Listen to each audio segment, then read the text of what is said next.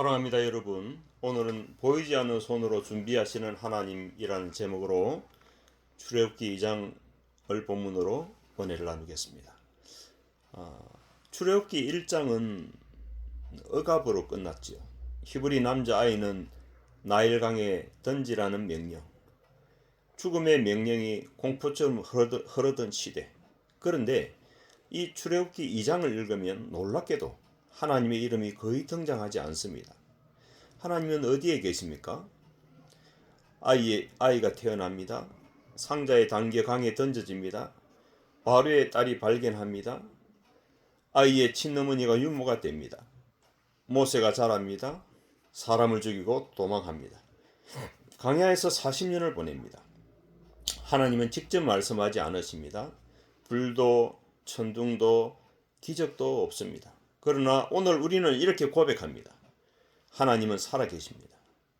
하나님은 보이지 않는 손으로 일하십니다. 출애굽기 2장은 드러나지 않는 하나님의 역사를 보여주는 장입니다. 레위 집안의 한 여인이 아들을 낳지요. 그 아이는 아름다웠다고 기록합니다. 어머니는 석 달을 숨겨 키웁니다.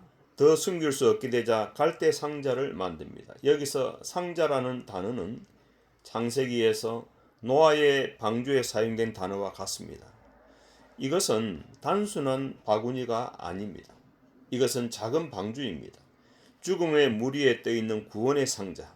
세상은 아이를 죽이려 했습니다. 하나님은 아이를 물 위에 띄우셨습니다. 여러분의 인생에도 죽음의 강이 있습니까? 감당할 수 없는 현실이 있습니까? 그러나 하나님은 살아계십니다. 그분은 강물을 멈추지 않으시지만 그 위에 방주를 띄우십니다. 바로는 죽이라고 명령했습니다. 그러나 바로의 집 안에서 아이가 자랍니다. 하나님의 아이는 원수의 궁전 안에서 보호받습니다. 하나님은 놀랍게 일하십니다. 아이의 누이가 지켜보고 있다가 바로의 딸에게 말합니다. 히브리 여인을 불러다가 젖을 먹이게 할까요? 그 결과 아이의 친어머니가 유모가 되지요. 이것이 하나님의 섭리입니다. 빼앗긴 것 같지만 다시 돌려받습니다. 위기 같았지만 은혜의 통로가 됩니다. 하나님은 살아계십니다. 그분은 가장 절망적인 구조 속에서도 당신을 잊지 않으십니다. 11절에서 15절에 보게 되면 모세의 장성이 기록되어 있죠. 모세는 장성하고 자기 동족의 고통을 보고 애굽 사람을 쳐 죽입니다. 이 장면은 당혹스럽습니다. 모세는 정의를 행하려 했습니다. 그러나 방법이 잘못되었습니다. 열심은 있었지만 하나님의 때는 아니었습니다. 그 결과 그는 도망자가 됩니다. 여러분, 하나님의 사람도 때로 실패합니다. 구원의 도구도 실수합니다. 그러나 중요한 사실이 있습니다. 하나님은 실패한 사람도 버리지 않으십니다.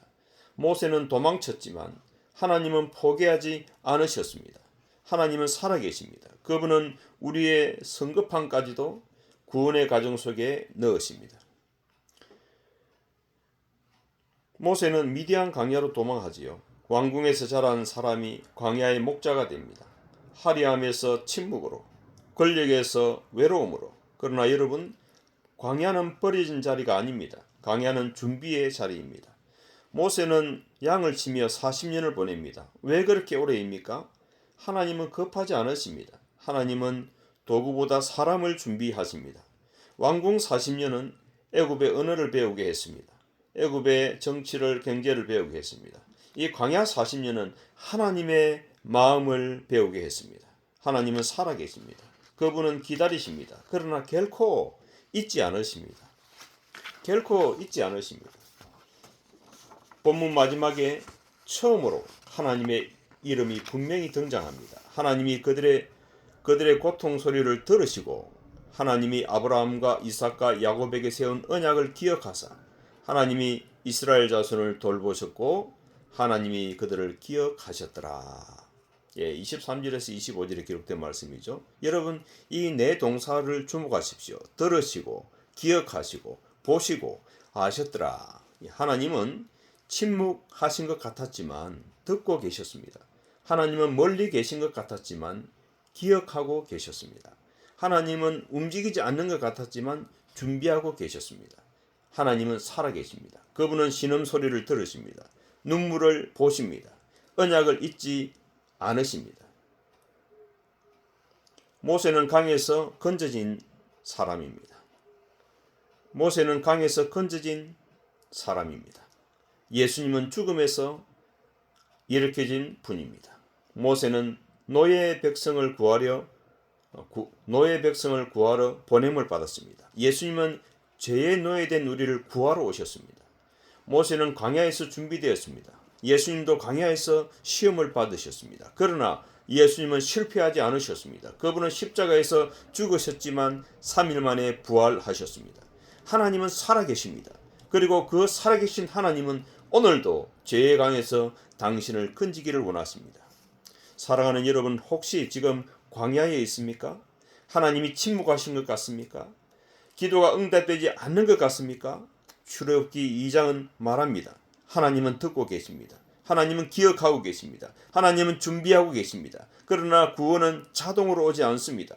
하나님은 모세를 준비하셨고 예수 그리스도를 보내셨습니다. 그 예수를 믿으십시오. 죄의 강에서 건짐 받으십시오.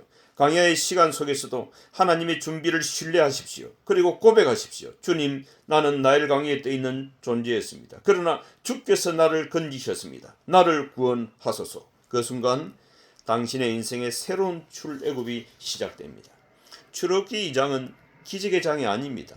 그러나 엄밀한 섭리의 장입니다. 하나님은 강물 속에서도, 왕궁 속에서도, 광야 속에서도, 침묵 속에서도 살아 계십니다.